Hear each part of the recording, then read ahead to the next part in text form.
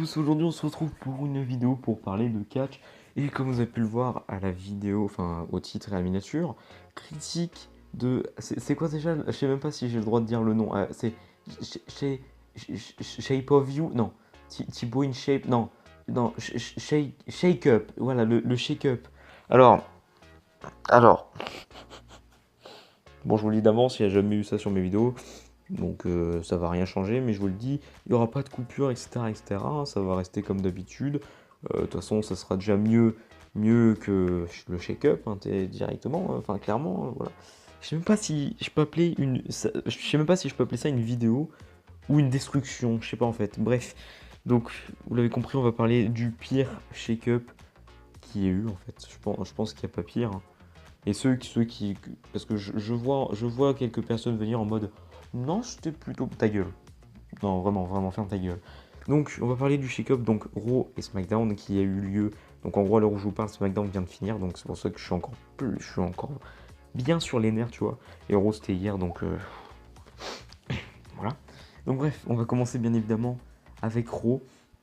Alors, Raw, oh mon dieu. Raw, Raw, Raw. Alors, en gros, si vous voulez, dans le shake-up de Raw, moi, tu vois, le shake-up, en vrai, je l'ai vu avec mon Tixo. Déjà, je l'ai vu avec mon petit Tixo. Et je l'ai vu avec mon pote qui s'appelle Night. Tu vois, on était tous les trois en appel et tout. Tranquille, on était tous les trois en appel. Et on se disait, ouais, ça va peut-être être cool, ça va être pas mal et tout. Et en fait, non. Non, non. Alors, on va parler du coup des transferts qu'il y a eu du côté d'Euro. Alors, je les ai plus trop en tête parce que du coup, c'était hier. Ceux de SmackDown, je les ai en tête parce que c'était il y a 2 secondes. Mais ceux d'Euro, je les ai plus trop en tête. Attendez, bah, vous savez quoi? Je vais carrément m'aider d'une vidéo. Oh, je m'en branle. Alors, donc, du coup, je vais vous dire tous les shake-up de Raw. Et on va débattre après. Et tous les shake-up de SmackDown. Enfin, surtout ceux de Raw. Là, on va parler de ceux de Raw. Alors, à Raw, donc, il y a eu The Miz qui a fait ses débuts à Raw. Ricochet et Lester Black ont fait leur début à Raw. Oh mon dieu. Là, j'ai même pas envie. Tu sais quoi? Vas-y, on va garder ça pour la fin, ok? Donc, il y a donc, The Miz, Ricochet, Aleister Black, Cedric Alexander, Andrade, Rey Mysterio, Lars Sullivan, Les Usos. On va garder ça pour la fin. Eric Young, Lacey Evans et AJ Styles. Donc voilà, donc ça vous avez les noms de ceux qui ont été draft. Après ceux que j'ai gardés pour la fin, alors il y en a une, je l'ai gardée, c'est Naomi. On va pas plus en parler. Voilà, c'est la seule fois que j'en parle, c'est une grosse pute. Point final. Naomi, c'est une pute, c'est aller à Raw. Point. Voilà, donc Raw c'est où il y a la pire division féminine vu qu'il y a Naomi. Bref, point. Ensuite, ceux que j'ai gardés pour la fin. Si je vous dis, pour ceux qui s'y connaissent un peu dans l'indie, si je vous dis War Machine, ah c'est bien, hein. Si je vous dis War Rider, oula, NXT c'est fou. Si je vous dis Viking Experience, la VE se fout de notre gueule. Ah oui, et le pire c'est que c'est plus... Alors, il s'appelle plus Hamson, il s'appelle Puro. Ah non, non, non, c'est Eric et quoi? Eric et Vaz machin intermédiaire. Du coup, donc War Machine, War Rider, moi je les ai toujours appelés War Machine, mais War Rider à la NXT s'appelle The Viking Experience. Voilà, en gros, donc ça c'est Tixo et Nike qui enfin j'ai regardé le show avec eux donc je savais, mais c'est eux qui m'ont expliqué pourquoi en fait ils avaient changé ça. Parce qu'apparemment War Machine, bah vous savez, War ça veut dire guerre en anglais, donc voilà. Et apparemment quand eux ils faisaient le signe là, tu sais, avec les mouvements avec leurs mains, et ben en gros les gens ils disaient War donc guerre et apparemment c'était pour des partenariats, je sais pas quoi. Du coup ils ont changé leur nom. Est-ce que la VE se foutrait pas un peu de notre gueule? Clairement oui. Bon après vous allez me dire ouais mais c'est qu'un nom et tout. Oui, mais je vous rappelle que War Machine sont censés être les NXT Tag Team, donc pourquoi ils sont draft à Raw? Et de deux, toutes les tag teams de NXT, la plupart du temps, sont gâchées. Donc j'ai peur pour mes War Machine d'amour, parce que c'est une de mes tag teams préférées. Et j'ai peur qu'ils soient gâchés. Déjà qu'ils sont gâchés par leur nom, c'est même pas. Pour moi, The Viking Experience, il y en a, ils vont trouver ça stylé, mais non, je suis désolé, non. Il n'y a aucun style, je suis désolé. Mais bon, voilà, War Machine qui vont sûrement être gâchés. Après, sinon, The Miz, bon, The Miz, on s'en fout un peu. The Miz, clairement, de son début. Ricochet, Aleister Black, bon, on s'en fout un peu aussi, perso. Cedric Alexander, bah écoutez, 205 live, c'est fini. 205 live, adieu. Adieu 205 live. On t'aimait beaucoup 205 live. Après, Andrade Cien Almas. Alors, Andrade, Alors là, le problème, c'est que du côté SmackDown, il était mal utilisé parce il était pas non plus push de ouf. Pour moi, il était pas push de ouf. Enfin, il devrait être plus push. Mais du côté de Raw, je me demande vraiment ce qu'ils vont en faire. Je pense que ça va être encore pire. Donc, Andrade, un peu une déception.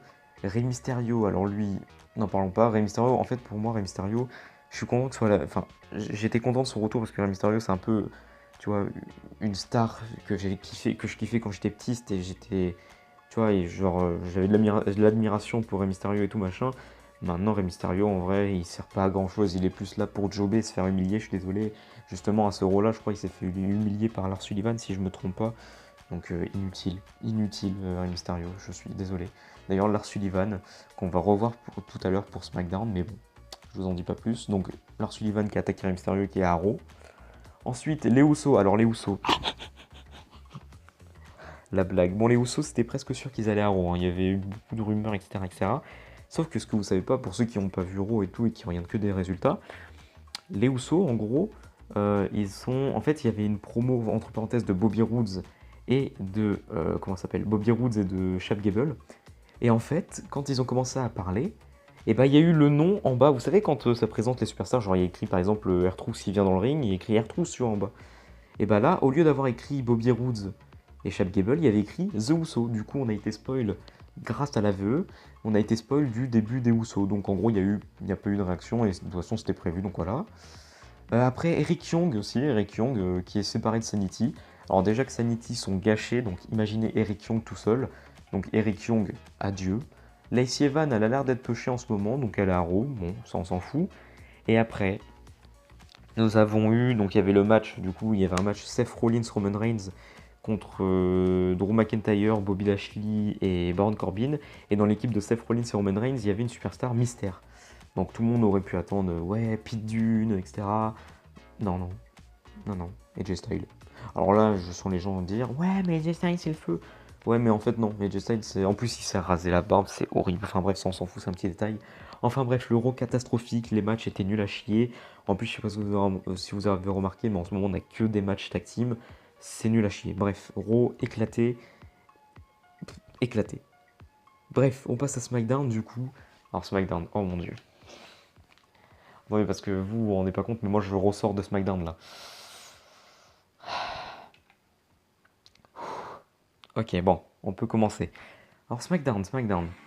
Oula, excusez-moi. SmackDown. Alors déjà, SmackDown, il faut savoir un truc, c'est qu'il n'y a pas eu, il y a pas eu de tag team. Il n'y a pas eu de nouvelles, il y a pas eu de tag team qui ont été draft à SmackDown. Enfin, bref, il n'y a pas eu de tag team. Par contre, les women, ça y va. Franchement, ça y va. Alors, donc je vais vous dire ceux qui ont été draftés à SmackDown. Enfin, en tout cas, tous ceux qu'on a vus dans le show, en tout cas draftés. Donc tous ceux qui ont été draftés à SmackDown. Alors il y a Finn Balor, le champion intercontinental. Donc en gros, je vous explique un truc. Finn Balor, donc le mannequin qui travaille pour Calvin Klein et pour Colgate, hein, le mec qui sourit H24. J'étais l'un des plus grands fans de Finn Balor. Enfin, quand je vous dis l'un des plus grands fans, je connais Finn Balor depuis longtemps et je kiffe son personnage. Sauf que il est mal utilisé. Le mec est mal utilisé, il sourit tout le temps, il est content. Et ça, c'est un truc qui m'énerve avec Finn Balor, même si voilà, son personnage et tout, ça me casse les couilles. Et c'est vrai que je suis un peu moins fan de Finn Balor, et c'est ça qui est dommage. Même Tigzo, pour vous dire, Tigzo c'était son catcheur préféré, Finn Balor. Et maintenant, il est moins fan. Limite, maintenant, son catcheur préféré à Tigzo, c'est Drew McIntyre. Sauf que Drew McIntyre est mal utilisé, bref. Mais du coup, voilà, Finn Balor à SmackDown. Et la deuxième déception, et c'est sûrement l'une de mes plus grosses déceptions aussi de la soirée de SmackDown, c'est sûrement ma deuxième plus grosse déception, Samoa Joe, du coup, qui est champion des États-Unis. Dans la logique, il est drafté à Raw. Et vous savez très bien que Raw est moins bien, est plus mal booké. C'est tellement mal booké, c'est plus mal booké que SmackDown, tu vois. Enfin, tu m'as compris, Raw c'est mal booké de ouf. Du coup, Samoa Joe à Raw. J'espère qu'il va pas être dégagé, enfin qu'il va pas être gâché, mais bon. Samoa Joe, ça me dégoûte parce que Samoa Joe, c'est le feu, c'est l'un des meilleurs catcheurs, il est trop badass. Samoa Joe, c'est le feu, et puis voilà. Mais il va à Raw, bon bah, Samoa Joe à Raw, donc Inch'Allah, il reste en vie. Après, on a eu la draft de Humber Moon, bon ça, on s'en branle. Bailey, on s'en branle. Et là, mon dieu. Là, je vous le dis, les gars, j'ai commencé à pleurer. On a eu Kairi Sane. Alors, Kairi Sane, vous allez dire que je déteste tout le monde, hein. Mais Kairi Sane, c'est la genre de women's, pour moi, qui a un perso nul à chier. Alors son perso, c'est une meuf qui aime tout ce qui est en rapport avec les bateaux, la navigation, machin, enfin tu m'as compris, le truc de bateau. Enfin c'est nul, enfin son perso est nul et j'aime pas, je déteste Kairi Sane. Après drafté, il y a eu Lars Sullivan. Alors Lars Sullivan, en fait, il nous a fait une John Cena, mon gars, il a été drafté à Raw et à SmackDown. Je cherche pas à comprendre. Après Buddy Murphy, donc Buddy Murphy qui est drafté à SmackDown. Donc il a un match d'ailleurs à NXT contre Velvet Dream pour le titre nord-américain. Ouais, ouais. Du coup, Buddy Murphy, Inch'Allah, il le dégage, enfin, Inch'Allah, il le push. Ça serait trop bien. Elias peut drafter à SmackDown. Et là, les gars. En gros, parce que j'ai oublié de vous expliquer, mais au début de la soirée, en gros, ils ont dit, ouais, Monsieur McMahon va annoncer la plus grosse, enfin, en gros, le plus gros truc de SmackDown, je sais plus quoi, en gros, la plus grosse merde. Ah non, c'est pas ça qu'il a dit, excusez-moi. En gros, la superstar la plus grosse, enfin, qui va venir à SmackDown, ouais, tu m'as compris, machin. Donc, bien évidemment, nous, en tant que fans de catch, et on est cons, clairement, on est cons. Franchement, tu regardes cette vidéo, t'es con, vraiment. Nous, en tant que fans de catch, on se dit, putain, ouais, Monsieur McMahon, il ment jamais, il va faire un putain de truc, il va faire venir, je sais pas moi, Pete Dunne. Pourquoi pas Pete Dunne? Pete Dunne, après tout, il a perdu son titre UK, il a plus rien à faire chez les UK. Voilà, début de Pete Dunne, Mazel Tov. Tu te dis, pourquoi pas un petit Undisputed Era? Après tout, Undisputed Era, ça ferait pas de mal et ça serait magnifique. Après, tu peux toujours être un grand rêveur. Tu peux toujours rêver plus, même si ça n'arrivera jamais. Et tu peux te dire, ouais, CM Punk. Pourquoi pas CM Punk? Et là, ça serait le feu et tout le monde crierait et j'irai à poil dans ma rue. Non, non, non. Parce que Monsieur McMahon, quand il dit la plus grosse superstar, en gros, venir à SmackDown, machin, bah lui, il pense à qui? Il pense à Roman Reigns. C'est vrai que Roman Reigns, hein, le gars qui a eu 3 feux d'artifice à WrestleMania, alors que le mec c'était un match de merde, enfin contre Drew McIntyre, Drew McIntyre a perdu alors que lui il devrait être push justement, contrairement à Roman Reigns. En fait, je vous le dis, hein, je vous le dis, quand Roman Reigns il est revenu de sa maladie, la leucémie, quand il est revenu à la VE, là, je me suis dit, ouais, ça va, il va moins être push qu'avant, il va pas être autant utilisé. Les gars, c'est mort, Monsieur McMahon, genre il prend la bite de Roman Reigns et hop là, mais bien genre profond, c'est genre mais vraiment très profond, tu vois. Du coup, on se tape un Roman Reigns en surprise. Moi, j'avoue, je vous avoue, vraiment, vous pouvez demander à Tixo, n'importe qui, j'ai pas eu de réaction. Genre étonnamment, j'ai pas eu de réaction parce que je savais qu'on allait avoir de la merde. Bon, maintenant, du coup, je vous dis que c'est de la merde, voilà. Mais du coup, voilà. Donc la plus grosse surprise de SmackDown, Roman Reigns. Ah oui, et en plus, dans ce SmackDown, on a eu 3 matchs tag team, limite. On a eu un match 3 contre 3. On a eu un match, on avait eu un match 4 contre 4. On avait eu encore un match, putain, on avait eu quoi d'autre comme match? Enfin bref, au pire, les autres matchs, on s'en balèque. Ah oui, il y a eu un match aussi, Finn Balor, Mustafa Ali. Mustafa Ali, lui, il est inutile, bon bref. Il est éclaté au sol, bon bref, on s'en balèque. Enfin voilà. Tout ça pour vous dire que ce shake-up, pardon, c'est le pire shake-up que j'ai vu de ma vie. Il est inutile. J'espère que NXT, ça va être bien. Logiquement, il n'y a pas de raison que ça soit nul parce que NXT, c'est toujours bien. Et en plus, à NXT, il y a Velvet Team contre Buddy Murphy. Donc, à un moment où je vous tourne cette vidéo, NXT, ça sera demain. Bon, là, je vous tourne cette vidéo, il est quelle heure? Il est 6h, ouais, bon, ça sera ce soir, en gros, vu qu'on est déjà mercredi. Alors, je vous fais cette vidéo. Donc, ça sera ce soir NXT, je le regarde avec Tixo et tout. Peut-être que je vous ferai un retour de NXT. En tout cas, là, pour parler du shake-up, pour finir, pour le shake-up, alors, Raw, c'était de la merde, SmackDown, c'était de la merde. On a eu pas vraiment de début. Si, à part War Rider, qui aurait dû être une assez bonne nouvelle dans l'ensemble. En fin de compte, ils ont changé leur nom, enfin leur prénom, enfin leur nom, prénom, machin. Ils ont changé leur nom d'équipe et ils vont être gâchés, ils vont peut-être être gâchés. Donc en vrai, que des déceptions, que des déceptions. Donc voilà, il n'y a pas un seul truc de positif presque, hein. Il y en a ouais, il y en a presque pas, hein. Mais bon, voilà. Après, ouais. Voilà, qu'est-ce que vous voulez que je vous dise? C'est la WWE, il faut pas s'y attendre, il faut pas s'attendre à des trucs de ouf. Pareil pour tous ceux qui scandaient ouais, CM Punk et tout, enfin tous ceux qui scandent CM Punk dans les shows et tout, justement ils ont raison. Même si ça sert à rien, ils ont raison, parce que CM Punk, on veut tous qu'il revienne, même si ça n'arrivera jamais, tout simplement. Voilà. Ah oui, et dernière chose aussi, les personnes qui sont en mode ouais, Roman Reigns c'est de la merde, Ah oui, parce que ah, ça, c'est un truc qui m'énerve. Toutes les personnes qui disaient Roman Reigns, c'est de la merde, et que le mec a eu sa maladie, et tout le monde commençait à dire oh, Roman Reigns, c'est un mec bien et tout, et qui sont fans de Roman Reigns maintenant. Vous pouvez arrêter de faire les faux culs, de base, vous l'aimez pas, c'est juste le gars, il a eu une maladie. Attention, c'est très triste, hein, attention, je dis pas que Shia est bien fait pour sa gueule, non, non. C'est très triste qu'il ait une maladie. Après, moi, le catcheur, c'est pas pour ça que je vais l'aimer parce qu'il a une maladie, en fait. Faut arrêter de faire les faux culs. Pareil, les Roman Reigns, ah, tout le monde a scandé son blaze, hein. Ah oui, tout le monde était content dans le public, hein, alors que personne ne l'aime presque. Enfin, son personnage, en tout cas, qui est trop push. Mais bon, enfin bref, j'arrive pas à comprendre. Enfin bref, on va se laisser là pour cette vidéo.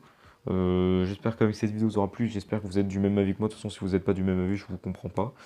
Et puis voilà, n'hésitez pas à mettre un pouce bleu, vous abonner à ma chaîne et donnez-moi vos avis dans les commentaires. Dans les commentaires. Et puis sur ce, je vous dis bye tout le monde, c'était Régine pour jouer. Et on se retrouve pour une prochaine vidéo. Allez, bye bye.